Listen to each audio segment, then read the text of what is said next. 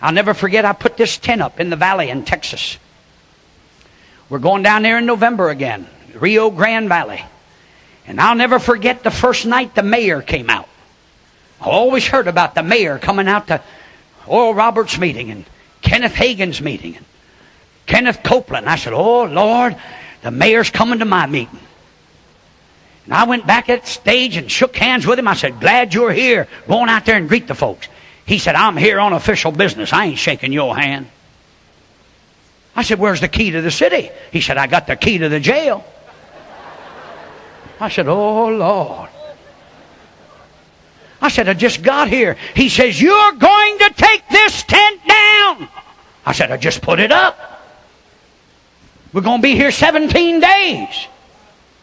He said, I come out here to tell you I don't believe in what you're doing. Oh, I said, now I see why God sent me here. I said, that's why I'm here, to make a believer out of you.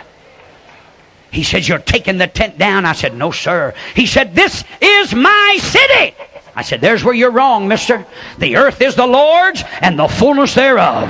And I'm here under direct orders of God, and I'm going to have revival here. He said, if you persist in doing this, I'll have to arrest you. I said, you do what you got to do, and I'll do what I got to do. Turned around and walked out. I felt so bad. I wanted the key to the city. Now the crowd, we didn't have a big crowd at all. Just in this section. Never been there before. Why in the world would God send me down there? Because he had somebody to get saved down there, Bert. Much people in that area. No sooner when I walked off that platform, 2 policemen asked me.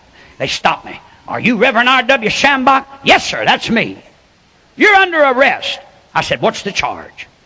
Preaching the gospel with a loudspeaker. Oh, I said, my God, I'm guilty. Got a loudspeaker, and thank God he said it was preaching the gospel. Now, a lot of preachers would have been found innocent, but at least they said I was preaching the gospel. That kind of made me feel good, so I shouted a little bit on that.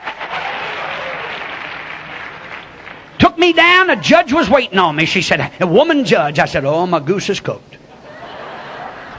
She said, how do you plead? I said, I plead guilty, Your Honor. She said, the fine's $52.50. Oh, I said, that's cheap enough. I paid it all in nickels.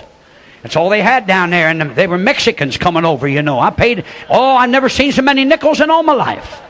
I paid it cash, and they're taking pictures of me, and I'm wondering, why do I have to go through this humility of being arrested? I didn't know it until the next day. Had my picture on the front page. Eyewitness News, they gave me 8 minutes. Only had about 500 people opening night. The next night, the tent was full, and they were standing on the outside, coming to see the crazy preacher. Woo! Are you listening to me? All things work together for good to them that love God, to those who are the called according to his purpose. Hear me, preacher. I stood up and gave an altar call, and 1,000 people come to get saved. Woo! I said, devil ain't got no sense. Lord, let him arrest me again. So guess who was waiting on me?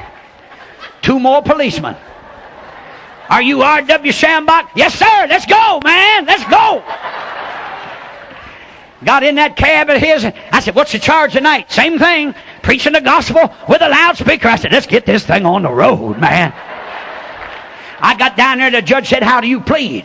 I said, guilty. Yes, sir. Yes, ma'am. Guilty. She said, the fine's $102.50.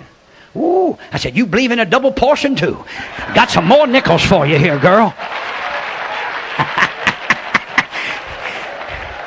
Front page again. Eyewitness News, 12 minutes now. Never had so much publicity. I got about $250,000 of publicity, and it didn't cost me a dime because my Father has everything under control. My God, I gave another altar call, and 1,000 more people come to get saved. Are you listening to me? Hallelujah! Hallelujah! Rested me the 3rd night. Now Eyewitness News was Schambach News now. I had it all. The whole front page. Everybody in that valley knew I was there. The 4th night, something happened. I got in the car, and I saw this blue light flashing. Before I got to the tent, instead of stopping, I floored it. Now, I don't recommend that, especially on radio. But I recognized the dude. He's one arrested me the last 3 nights. And I said, what's he trying to get me before church? And I said, if I can just make the tent grounds, I got sanctuary. But I found out what a two-way radio was. Because they had the exit blocked, and I had to come to a stop. And he come up my car, and he said, are you Reverend R.W. Schambach? I said, you've been arresting me for 3 nights and still don't know who I am, man. And he had a whole stack of warrants. I said, looks like I got company tonight. He said, they're all yours tonight, preach. I said, what's the charge? Preaching the gospel on the loudspeaker. Took me into the judge. I said, I ain't never heard of this in my life. I ain't preached. I ain't got no microphone in my car. She said, we're going to arrest you tonight before you do it.